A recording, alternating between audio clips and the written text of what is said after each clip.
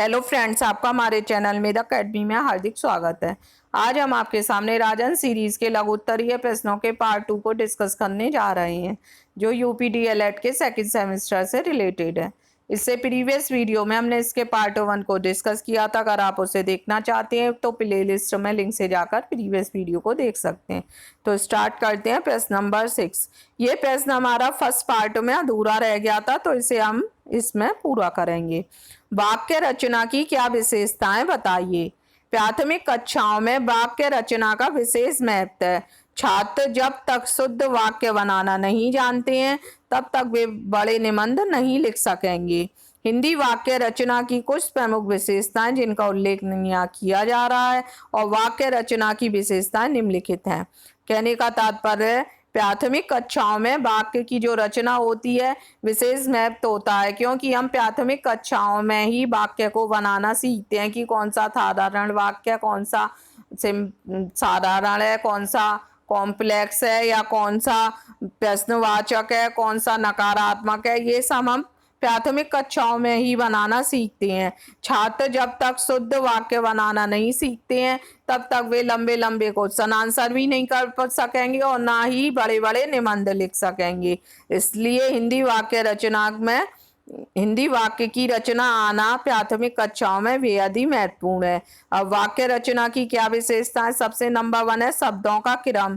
जो हमारे शब्द लिखे हैं उसका क्रम ठीक प्रकार से होना चाहिए, मतलब पूर्ण रूप से वो व्यवस्थित होने चाहिए।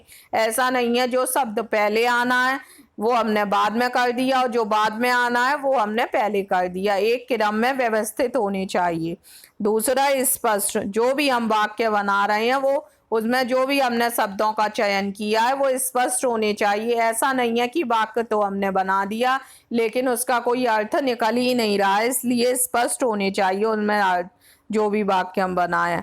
आकांक्षा होनी चाहिए। नंबर 4 है वाक्य की सामर्थ्य। वाक्य की सामर्थ्य के अनुसार ही वाक्य का अर्थ निकलना चाहिए। नंबर 5 मधुरता होनी चाहिए। जो भी सेंटेंस या वाक्य बना रहे हैं वो मधुर होना चाहिए। ऐसा नहीं हो कि दूसरे को खराब सुनने में खराब लगे। नेक्स्ट देखते हैं वाक्य ठीक से रचे जाने चाहिए। मतलब जो भी वाक्य बना रहे हैं वो ठीक से है कि कर्ता क्रिया कर्म इसी क्रम में बनाओ। ऐसा नहीं है कि कर्म पहले लिख दिया हमने, कर्ता बाद में लिख दिया, तो वो वाक्य ठीक से नहीं रचे हुए कहलाए जाएंगे। नेक्स्ट है अनुच्छेद की सफलता वाक्य पर निर्भर। मतलब कोई भी हम टॉपिक लिख रहे हैं या कोई भी विषय का हम चयन कर रहे हैं तो उसकी जो सफलता होती है वो हमारे वाक्य पर निर्भर करती है कि हमने किस प्रकार से वाक्यों को बनाया है। नेक्स्ट देखते हैं प्रश्न नंबर 7। उपसर्ग किसे कहते हैं। उपसर्ग जब कोई अक्षर किसी शब्द के आरंभ में जोड़कर उसके अर्थ को परिवर्तित कर दे अथवा अर्थ में विशेषता उत्पन्न कर दे तो उपसर्ग कहते हैं। जैसे उपसर्ग जो होते हैं वो शब्द के प्रारंभ में लगाए जाते हैं और जब वह लग जाते हैं तो उसके अर्थ में परिवर्तन कर देते हैं या विशेषता उत्पन्न कर देते हैं। जैसे एग्जाम्पल द्वारा देखिए, उपसर्ग है, मूल शब्द है और उपसर्ग लगने के बाद का शब्द है। उपसर्ग है इसमें आ और हमारा शब्द है मर, तो अमर क्या हो गया, अमर। मर आ लग गया तो अमर जो कभी मर नहीं सकता। ऐसे ही क्यमर में अति लग गया तो हमारा उपसर्ग के लगने के बाद क्या शब्द बन गया, अतिक्रमण। ऐसे ही गुच्छा सब मूल शब्द है, गल इसमें हमने उपसर्ग लगाया, गल गुच्छा बन गया। ना उपसर्ग है, खून मूल शब्द है तो हमारा नाखून बन गया।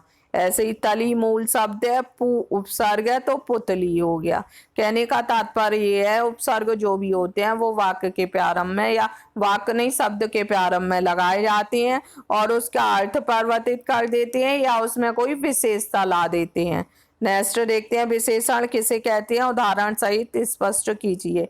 जो संज्ञा और सर्वनाम की विशेषता बताती हैं उन्हें हम विशेषण कहते हैं। जो या संज्ञा या सर्वनाम की विशेषता बताने वाले शब्दों को हम विशेषण कहते हैं।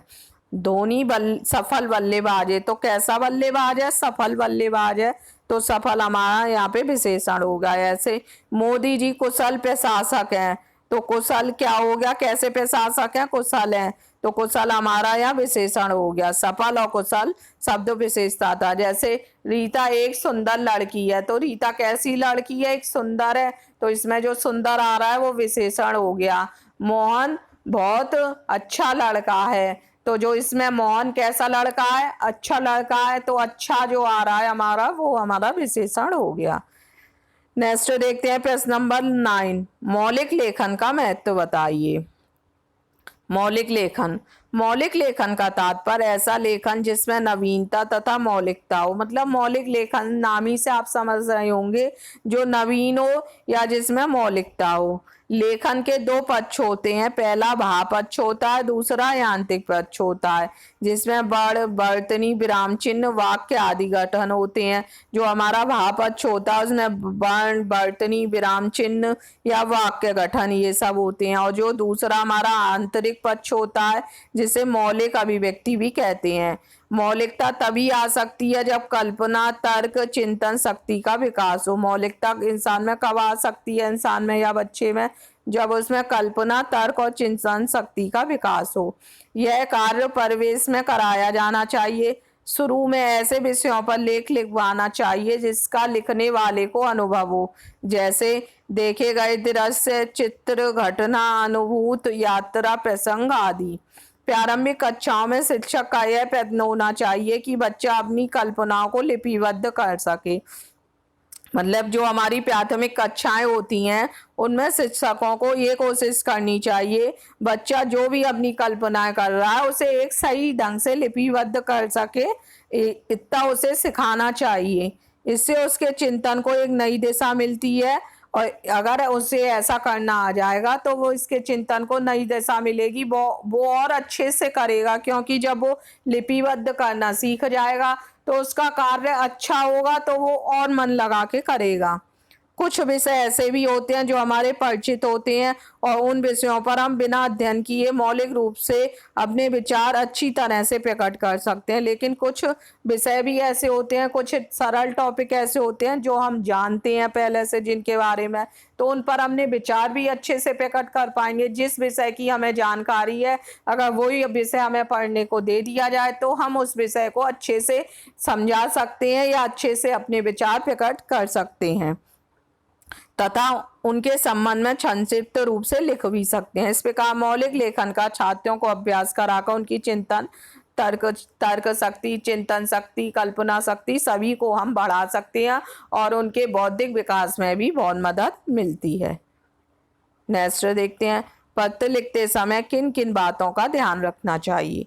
वर्तमान युग तकनीकी का युग है, तथापि संचार के माध्यम के रूप में पत्रों का आदान प्रदान अवश्य होता है। जैसे कि आजकल टेक्निक युग है, मोबाइल चल गया है, नेट चल गया है, व्हाट्सएप, फेसबुक ये सब चल गए हैं, तो आजकल पत्र का माध्यम बहुत ना के बराबर रह गया है, केवल व्यवहारिक बहुत कम रह गया है, केवल बिजनेस के पर्पज से पत्र का माध्यम रह गया। आजकल मोबाइल इतना ज़्यादा प्रचलन में आ गया है कि चिट्ठी, पत्र, लेटर ये सब लोग आजकल नहीं लिखते हैं, बहुत कम ना के बराबर भेजते हैं। पत्र लेखन एक कला है जिसमें प्रत्येक व्यक्ति परिचित नहीं है। प्राचीन काल में पत्रों द्वारा संवाद किया जाता था, पत्रों द्वारा मिलना जुलना अथवा मेल जोल होता था। दूरभाष भी अपनी बात विस्तार से नहीं की जा सकती थी, ना ही किसी भ्रांति का स्पष्टीकरण दे सकते थे, यह केवल पत्र के माध्यम से ही संभव था। कहने का तात्पर्य है, जब पुराना हमारा समय था, बीता हुआ समय जो था, उस समय प्राचीन काल में जो बात, पहले फोन होते नहीं थे तो हम पत्रों के माध्यम से ही अपने मन की बात दूसरे से कह पाते थे।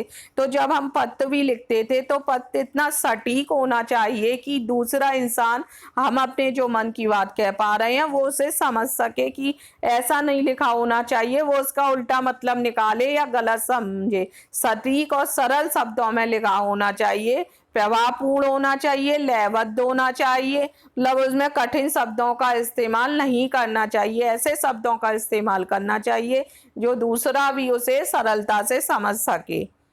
तो पत्र लिखना भी एक कला होती है, हर कोई नहीं लिख सकता है। नेक्स्ट देखते हैं प्रश्न नंबर 11, स्वर और मौन वाचन में क्या अंतर है। वाचन के दो रूप होते हैं। पहला रूप होता है स्वस्वर वाचन और दूसरा होता है मौन वाचन।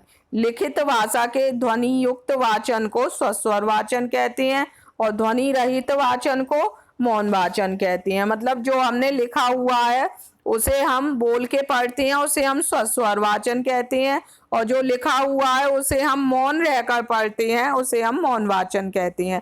स्वस्वर वाचन दो प्रकार से किया जा सकता है। पहला, एक ही व्यक्ति किसी लिखित भाग का वाचन करे, जैसे बालकों द्वारा एक एक करके किसी लिखित गद्यांश का वाचन अथवा पद्यांश का पाठ कराना। मतलब जो हमारा कौन सा वाचन है, लिखित भाग का वाचन करे। स्वस्वर वाचन दो प्रकार से हो सकता है, जिसमें एक ही व्यक्ति किसी लिखित भाग का वाचन करे, बालकों द्वारा जो क्लास में बच्चे हैं उनसे एक एक करके कोई भी चैप्टर है उसका वाचन या पद्यांश का पाठ कराना। और दूसरा किस प्रकार से स्वस्वर वाचन होता है, जिसमें बहुत से बालकों को किसी भी लिखित भाग को एक साथ पढ़ें या एक साथ बोलें, जैसे राष्ट्रगान को बालकों द्वारा एक साथ मिलकर बोलना। पहला स्वस्वर वाचन पहला किस तरह से होता है, जिसमें केवल एक एक ही बच्चा बोलेगा, एक एक करके एक एक चैप्टर को पढ़ेगा। और दूसरा वाचन जिनमें बहुत सारे लोग एक साथ पढ़ते हैं, जैसे राष्ट्रगान बालकों द्वारा एक साथ मिलके बोलना। पहले प्रकार के वाचन को व्यक्तिगत वाचन कहते हैं और दूसरे प्रकार के वाचन को सामूहिक संवेद वाचन कहते हैं। कहने का तात्पर्य है, जब एक अकेला व्यक्ति करेगा तो वो व्यक्तिगत वाचन कहलाएगा, जब बहुत सारे बच्चे या लोग समूह में करते हैं तो उसे सामूहिक वाचन कहते हैं। उम्मीद करते हैं आपको राजन सीरीज का यह पार्ट अच्छे से क्लियर हुआ होगा। अगर आपको हमारा वीडियो पसंद आया हो तो प्लीज़ हमारे वीडियो को लाइक कीजिए और इसका अगला पार्ट देखने के लिए हमारे चैनल को सब्सक्राइब कीजिए और अधिक से अधिक लोगों को शेयर कीजिए। धन्यवाद।